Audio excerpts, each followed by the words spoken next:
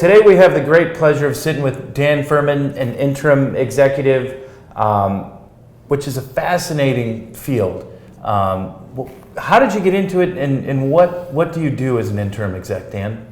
So I've had a lot of different elements to my career. I've been a consultant at Bain, I've been a corporate executive at a $2 billion company, and I've been an owner and operator of my own businesses.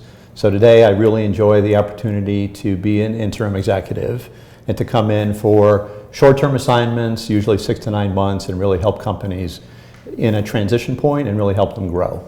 Got it.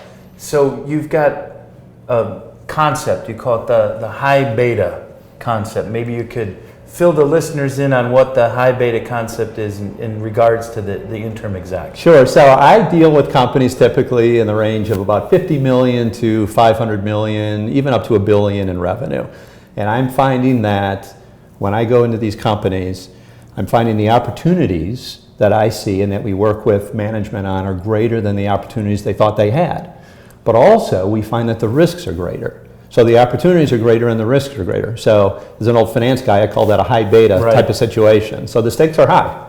Right, and it's interesting because the one part of the interim exec, so now you've identified what the opportunity is, you've identified the risk, and now you're basically coming in to start the company out on that 6 to 9 month period of growth. And these are people you're meeting for the first time. And that cultural growth aspect of things, how much does leadership play into what makes you successful, or what makes you drive the company forward?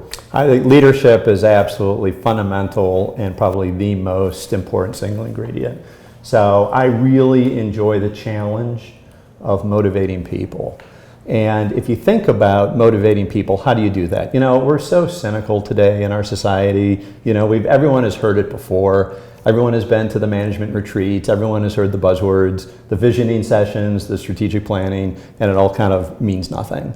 But I enjoy just being real and being authentic. So if you look at a fact, that is the next 10 years of your company and the growth drivers of the next 10 years will be different than the last 10 years or last 20 years. That's a fundamental truth.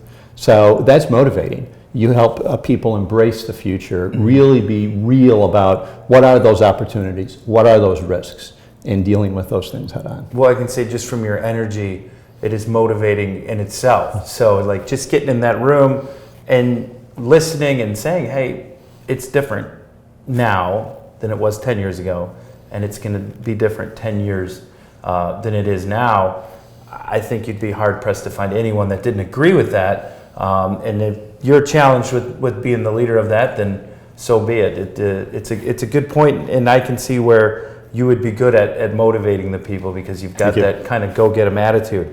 As far as growth goes, how do you get a company to grow? So you're assigned now. You're the interim exec. You've got 9 months. How do you grow it? So as I was saying before, yeah. Business goes faster than it ever has before. I call it velocity. Things just happen faster. The scenery is going by faster than ever before. And why is that? It's because of a lot of things. Information technology that we didn't used to have, globalization of markets. So there's a lot of reasons why business just moves fast. And that's very exciting because opportunities come much faster than they ever did before. So what it used to take maybe 20 years to transpire in an industry now will take 4 years.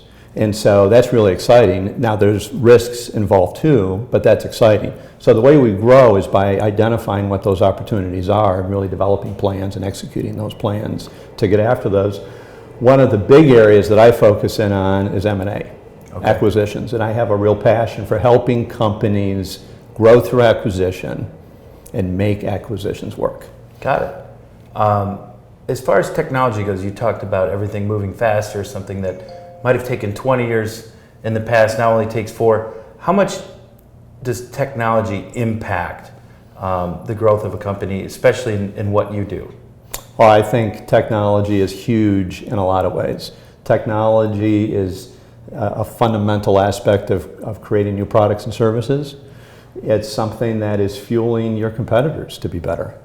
It raises the bar for everybody. So that's the high beta that I see. Right. It's the opportunities are greater, but the risks are greater too. So you have to step up to the challenge. So it's like driving a car, and the car is going really fast. And you might be in a transition point, an inflection point in your business. You want to grow, you need to find new ways to grow. How do you do that? The car's going pretty fast. You got to be careful how to steer it to keep it on the tracks, right? Yeah, absolutely. So it's You got to a tough stay job. in the car, don't jump out, right? That's right. Yep, no, it's good stuff. So for the people listening today, if you could come up with like one piece of advice to leave them with about growth and about leadership and just in general what you do, what's some advice you would leave for them as far as you're commissioned with the idea of now I'm going to lead this company. If it's me and it's my first day and I go to this video to watch it, what do you want to leave the audience with as far as a piece of advice goes? So I'm very respectful of what has driven your success in the past. That's very important to understand, and I appreciate that at these companies. But your source of your success is also, frankly, the source of your greatest weakness. And so the challenges of, say, the next 10 years, the next 4 or 5 years, those challenges require different management skills than perhaps the last 10 or 20 years had. So to be successful again, you've been successful, but to be successful again, it takes new skills, new types of management styles and approaches, and that's what an interim like me, what I can bring. Gotcha. It's great. Well, thank you for your time. Thank you. And thank you for the advice. Thank you very much. All right, Dan. Thank you.